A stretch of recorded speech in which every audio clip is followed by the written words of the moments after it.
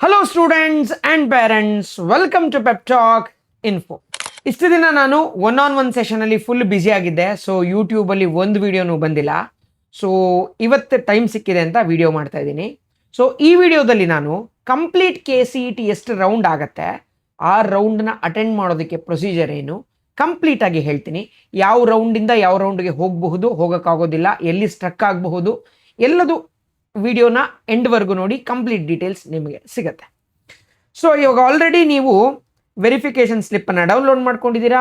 Option entry ಇವತ್ತೇ ಹೇಗೂ last date ಅಂತ ಹೇಳಿದ್ದಾರೆ. ಸೊ ಆಪ್ಷನ್ ಎಂಟ್ರಿ ಇನ್ನೂ ಓಪನ್ ಇದೆ. ಸೊ ನೆಕ್ಸ್ಟ್ ಏನಾಗುತ್ತೆ ಅಂದರೆ, ಆಪ್ಷನ್ ಎಂಟ್ರಿ ಕ್ಲೋಸ್ ಆದಮೇಲೆ ಒಂದು ಮಾಕ್ ಅಲಾಟ್ಮೆಂಟ್ ಅಂತ ಬರುತ್ತೆ. ಇದು ಮೋಸ್ಟ್ಲಿ 6ನೇ ತಾರೀಕು ಅಂತ ಹೇಳಿದ್ದಾರೆ. ಸೊ ಇನ್ನೂ ಕನ್ಫರ್ಮೇಷನ್ ಪಕ್ಕ, ಅದು ಬಿಟ್ಟ ಮೇಲೆ ಬಿಟ್ಟರು ಅಂತ ಗೌರ್ಮೆಂಟ್ ಅವರು.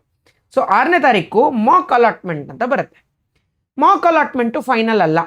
ಯಾಕೆಂದರೆ ಕ್ಲೀನಾಗಿ ಎಲ್ಲರೂ ಯಾರ್ಯಾರು ಕ್ಲೀನಾಗಿ ಆಪ್ಷನ್ ಎಂಟ್ರಿ 1ಇಂದ 2 ಅವ್ರಿಗೆ ಎಷ್ಟು ಆಪ್ಷನ್ ಎಂಟ್ರಿ ಬೇಕೋ ಅಷ್ಟು ಹಾಕೊಂಡಿದ್ದಾರೆ ಕ್ಲೀನಾಗಿ ಆರ್ಡ್ರಲ್ಲಿ, ಅವರೇನು ಚೇಂಜಸ್ ಮಾಡೋದಿಲ್ಲ. ಯಾರ್ಯಾರು ಅವರಿಗೆ ರ್ಯಾಂಕ್ ಏನೋ ಬಂದಿರುತ್ತೆ, ಅಕಸ್ಮಾತ್ ಒಂದು 30,000 ರ್ಯಾಂಕ್ ಬಂದಿದೆ ಅಂತ ಅನ್ಕೊಳ್ಳೋಣ, ಅವರು ಬರೀ ಒಂದು ಟಾಪ್ 5 ಕಾಲೇಜ್ ಮಾತ್ರ ಹಾಕ್ಕೊಂಡು ಕಾಯ್ತಾ ಇರ್ತಾರೆ ನಮಗೂ ಅಲಾಟ್ಮೆಂಟ್ ಸಿಗುತ್ತೆ ಅಂತ. ಬಟ್ ಅಂಥವ್ರಿಗೆ ಯಾವುದು ಕಾಲೇಜ್ ಸಿಗಲ್ವಲ್ಲ, ಅವರು ಪ್ಯಾನಿಕ್ ಸ್ಟೇಟ್ಗೆ ಹೋಗ್ತಾರೆ. ಅಂಥವ್ರಿಗೆ ನಿಮಗೆ ಕಾಲೇಜ್ ಸಿಗ್ತಾ ಇಲ್ಲ ಅಂತ ಒಂದು ಅಲಾರಾಮ್ಗೋಸ್ಕರ ಈ ಮಾಕ್ ಅಲಾಟ್ಮೆಂಟ್ ಅಂತ ಕೊಡ್ತಾರೆ, ಆಯಿತಾ. ಸೊ ಅಂಥವ್ರಿಗೆ ಯಾವುದು ಕಾಲೇಜ್ ಅಲಾಟ್ ಆಗೋದಿಲ್ಲ. ಅವಾಗ ಅವ್ರು ಎಚ್ಚೆತ್ಕೊಂಡು ಹೊಸದಾಗಿ ಆಪ್ಷನ್ ಎಂಟ್ರಿಲಿ ಯಾವ್ಯಾವ ಕಾಲೇಜ್ ಬೇಕೋ ಅದನ್ನು ಆ್ಯಡ್ ಮಾಡೋದಕ್ಕೆ ಚಾನ್ಸಸ್ ಕೊಡ್ತಾರೆ, ಆಯಿತಾ. ಈ ಮಾಕ್ ಅಲಾಟ್ಮೆಂಟ್ ಆದಮೇಲೆ ಒಂದು 3 ದಿನ ಟೈಮ್ ಕೊಡ್ತಾರೆ. ಮತ್ತೆ ರೀಅರೇಂಜ್ಮೆಂಟು, ಹೊಸದಾಗಿ ಆ್ಯಡ್ ಮಾಡೋದು, ಫೈನಲೈಸ್ಡ್ ಆಪ್ಷನ್ ಎಂಟ್ರಿ ಮಾಡಿ ಅಂತ ಮತ್ತೆ ಒಂದು ವಿಂಡೋ ಬಿಡ್ತಾರೆ. ಸೊ ಅದು ಯಾವತ್ತು, ಅದನ್ನೆಲ್ಲ ನಾನು ಮುಂದಿನ ದಿನಗಳಲ್ಲಿ ಹೇಳ್ತೀನಿ. ಸೊ ಅದಾದಮೇಲೆ ಆ್ಯಕ್ಚುಯಲ್ ರಿಸಲ್ಟ್ಸು ರೌಂಡ್ 1ನ ರಿಸಲ್ಟನ್ನು ಬಿಡ್ತಾರೆ. ಸೊ ಅದಕ್ಕೆಲ್ಲ ಟೈಮ್ ಟೇಬಲ್ ಆಲ್ರೆಡಿ ಬಿಟ್ಟಿದ್ದಾರೆ. ಸೊ ಈಗ ಹೇಗೆ ಹೋಗುತ್ತೆ ಫ್ಲೋ ಅಂತ ನಾವು ನೋಡೋಣ. ಇವಾಗ ಆಲ್ರೆಡಿ ಆಪ್ಷನ್ ಎಂಟ್ರಿ ತನಕ ಬಂದಿದ್ದೀರಾ. ಆಪ್ಷನ್ ಎಂಟ್ರಿ ಆದಮೇಲೆ publication of first round mock seat allotment, ಇದು ಫಸ್ಟ್ ಆಗೋದು. ಸೊ ನೋಡಿ, after the mock seat allotment results are published, candidates can add or delete or modify or rearrange the options. ಹೊಸದಾಗಿ add ಆದರೂ ಮಾಡ್ಬೋದು, delete ಆದರೂ ಮಾಡಬಹುದು, ಅಥವಾ ಈ ಕಾಲೇಜಿನ ಈ ಒಂದು ಬ್ರ್ಯಾಂಚನ್ನು ನಾನು ಮೇಲ್ಗಡೆ ಇಟ್ಕೋಬೇಕು, ಈ ಎಲ್ಲ ಪ್ರಿಫರೆನ್ಸ್ಗೂ ನಿಮಗೆ ಚಾಯ್ಸಸ್ನ ಕೊಡ್ತಾರೆ. So finally saved options will be used for seat allotment. Those who have not entered the options can also enter their options in the order of priority. ಪ್ರಿಯಾರಿಟೀಸ್ನ ಚೇಂಜ್ ಮಾಡಿಕೊಂಡು ನೀವು ಆಪ್ಷನ್ ಎಂಟ್ರಿನ ಆಫ್ಟರ್ ಮಾರ್ಕ್ ರೌಂಡು ಮಾಡ್ಕೋಬಹುದು. ಈಗ first ರೌಂಡಿಂದ ಶುರು ಮಾಡಿ.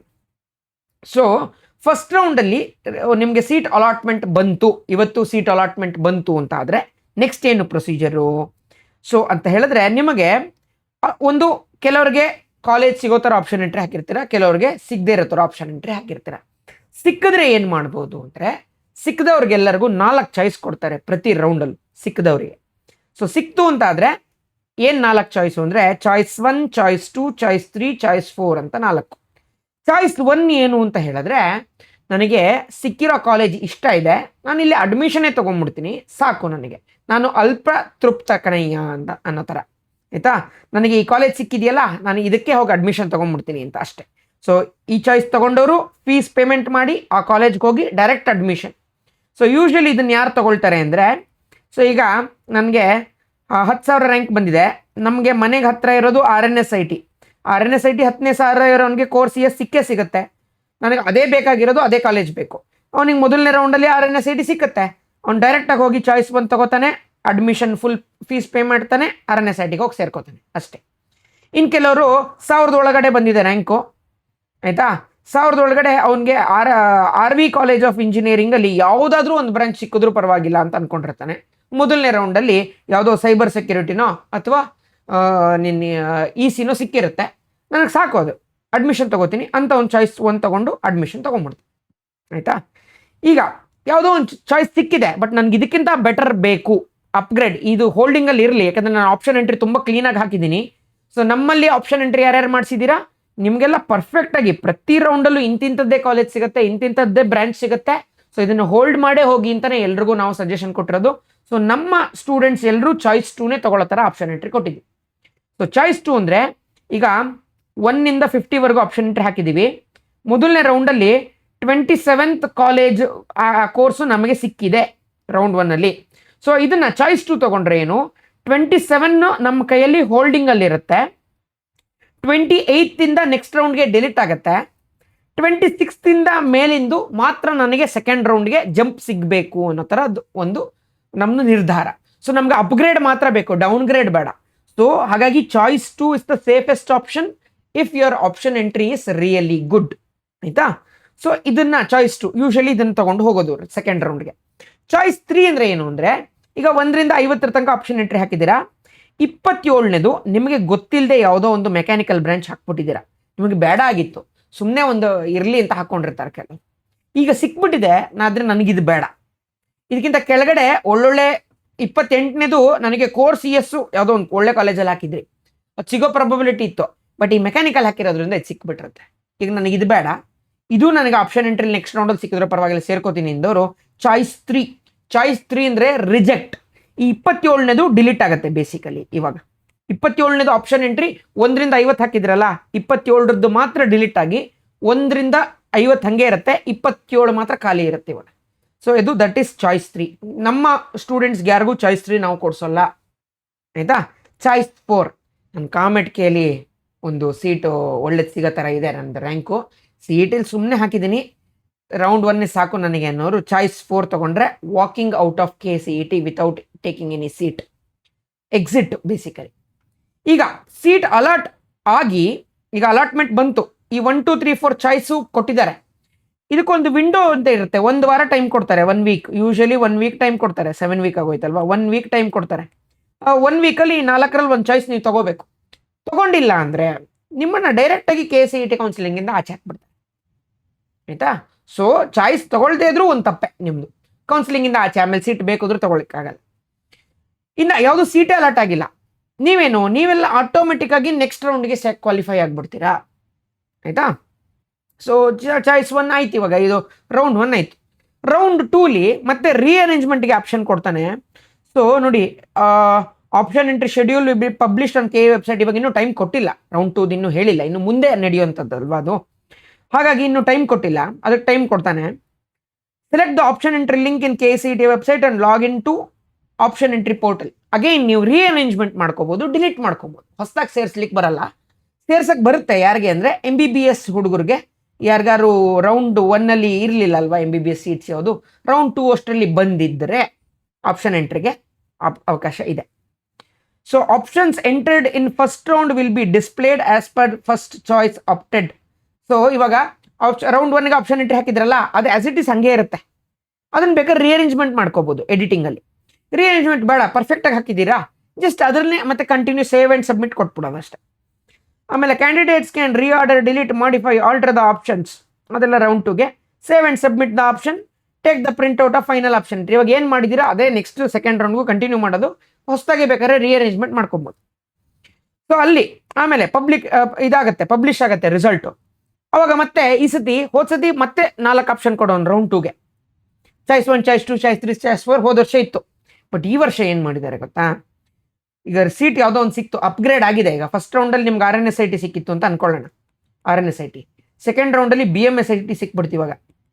ಇವಾಗ ನಿಮಗೆ ಆಪ್ಷನ್ ಏನು ಅಂದರೆ, ಈಗ CETಲೇ ನೀವು ತಗೊಳ್ತೀರಾ ಅಂತ ಆದರೆ, ಈಗ ನಿಮಗೆ CETಲೂ ತಗೊಳ್ತಾ ಇದ್ದೀರಾ, ಕಾಮೆಂಟ್ಗೆಲ್ಲೂ ತಗೋತಾ ಇದ್ದೀರಾ ಅಂದರೆ CETಲಿ ರೌಂಡ್ 2 ಅಲಾಟ್ಮೆಂಟ್ ಆದಮೇಲೆ ಎಕ್ಸಿಟ್ ಆಗಿಬಿಡ್ಬೇಕು.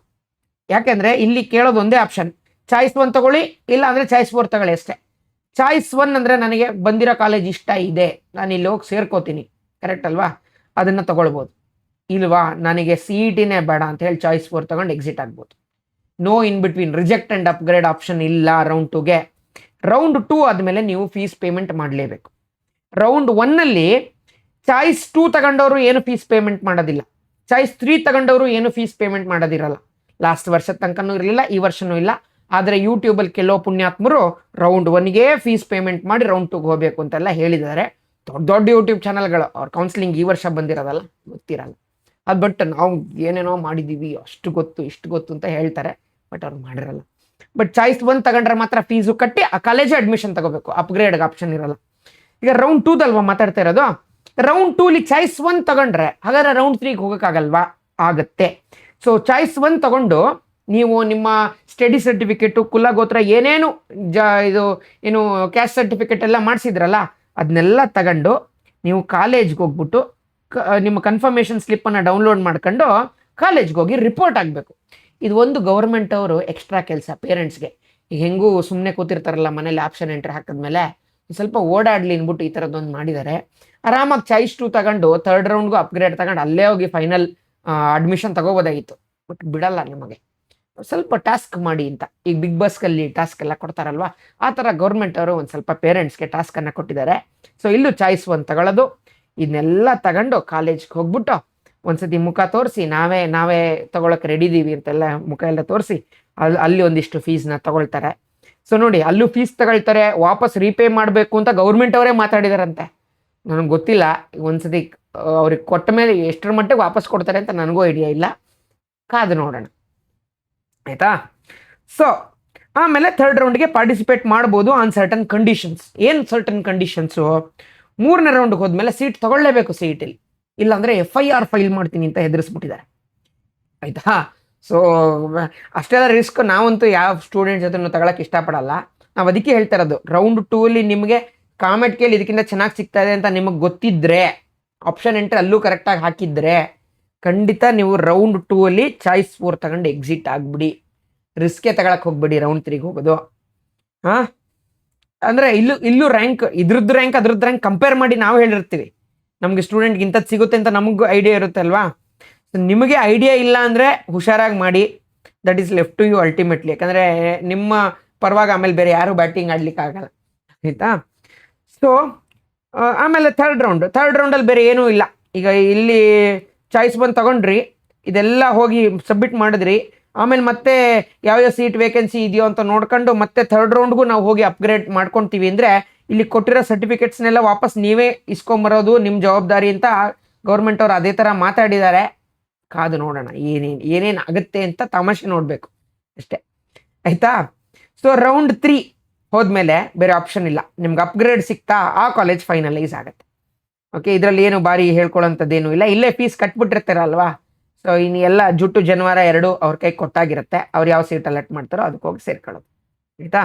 ನಮ್ಮಲ್ಲಿ ಯಾರ್ಯಾರು ಕೌನ್ಸಿಲಿಂಗಲ್ಲಿ ಇದ್ದೀರಾ ಆಲ್ರೆಡಿ, ನೀವು ಪ್ರತಿ ರೌಂಡಲ್ಲೂ ನನಗೆ ಮಿಸ್ ಮಾಡದೆ ಇಂಥ ಸೀಟ್ ಅಲಾಟ್ ಆಗಿದೆ, ಯಾವ ಆಪ್ಷನ್ ತಗೊಳ್ಳಿ ಅಂತ ಫೋನ್ ಮಾಡೇ ಕೇಳ್ಬಿಡಿ. ಯಾಕಂದರೆ ನಮ್ಗೆ ಗೊತ್ತಲ್ವಾ ಹೆಂಗೆ ಆಪ್ಷನ್ ಎಂಟ್ರಿ ಹಾಕ್ಸಿದ್ದೀವಿ, 2nd ರೌಂಡ್ಗೆ ಏನು ಬರುತ್ತೆ ಅಂತ. ನಿಮಗೆ ಕೊಟ್ಟಿರೋ ಆಪ್ಷನ್ ಎಂಟ್ರಿ ಕಾಪಿ ನನ್ನ ಹತ್ರ ಒಂದಿದೆ, ನಿಮ್ಮನ್ನು ಕೂರಿಸ್ಕೊಂಡೇ ರಿಅರೇಂಜ್ಮೆಂಟ್ ಮಾಡಿದ್ದೀವಿ. ಸೊ ಎಲ್ಲ ಡೀಟೇಲ್ಸ್ ನನ್ನ ಹತ್ರ ಇದೆ. ಸೊ ಹಾಗಾಗಿ ನಮಗೆ ನೀವು ವಾಪಸ್ಸು ಫೋನ್ ಮಾಡಿ ಕೇಳಿ. ಸೊ ಕಾಮೆಂಟ್ ಕೇಳೋದು ಅಷ್ಟೇ, ಕಾಮೆಂಟ್ ಕೇಳಿ ಸ್ವಲ್ಪ ಇದಕ್ಕಿಂತ ಸ್ವಲ್ಪ ರಿಲ್ಯಾಕ್ಸಡ್ ಆಗಿ ಎಲ್ಲ ರೌಂಡಲ್ಲೂ ಮಾಮೂಲಿ ಪ್ರತಿ ವರ್ಷ ನಡೆಯುತ್ತೆ. ಸೊ ಅವರು ಏನಾದ್ರು ಚೇಂಜಸ್ ಮಾಡಿದ್ರೆ ಅಪ್ಡೇಟ್ನ ನಾನು ಕೊಡ್ತೀನಿ. ಸೊ ಇದೇನಿಲ್ಲ, ಈ ಫೀಸ್ ಎಲ್ಲ ಪೇಮೆಂಟ್ ಮಾಡಿದ್ಮೇಲೆ ಈ ನಿಮಗೆ ಕನ್ಫರ್ಮೇಷನ್ ಸ್ಲಿಪ್ ಅಂತ ಸಿಗುತ್ತೆ, ಅದನ್ನು ಡೌನ್ಲೋಡ್ ಮಾಡ್ಕೊಳ್ಳೋದು. ಡೌನ್ಲೋಡ್ ಮಾಡ್ಕೊಂಡು ಕಾಲೇಜಿಗೆ ನಿಮ್ಮ ಒರಿಜಿನಲ್ ಡಾಕ್ಯುಮೆಂಟ್ಸ್ ಜೊತೆ ಹೋಗೋದು, ಅಷ್ಟು ಕೆಲಸ. ಸೊ ಈ ವಿಡಿಯೋಗೆ ಇಷ್ಟೇ. ನಿಮ್ಗೆ ಏನೇ ಡೌಟ್ ಬಂದರೂ ನನ್ನನ್ನು ಕಾಂಟ್ಯಾಕ್ಟ್ ಮಾಡಿ. ಸೊ ಅನ್ಲೆಸ್ ನಮ್ಮ ಪೇಯ್ಡ್ ಸ್ಟೂಡೆಂಟ್ಸ್ ಮಾತ್ರ ಹೊಸ ಫೋನ್ನ ಇವಾಗ ಎತ್ತಕ್ಕೆ ಹೋಗೋದಿಲ್ಲ, ಅದಕ್ಕೆ ಈಗ ಫೋನ್ ನಂಬರ್ ಎಲ್ಲ ವಿಡಿಯೋದಲ್ಲಿ ಕೊಡಕ್ಕೆ ಹೋಗೋದು ಆಯಿತಾ. So that's it for this video. ಮುಂದಿನ ದಿನಗಳಲ್ಲಿ ಏನೇನು ಅಪ್ಡೇಟ್ ಇದೆ, ಆ್ಯಕ್ಚುಲ್ ಆಗಿ ಏನಾದರೂ ಚೇಂಜಸ್ ಇದ್ದರೆ ಅದನ್ನು ನಾನು ಮಾಡ್ತಾ ಹೋಗ್ತೀನಿ. So that's it for this video guys. This is your teacher Nagabharana signing off with a smile. I'll meet you guys in the next video. Until then, have a nice day.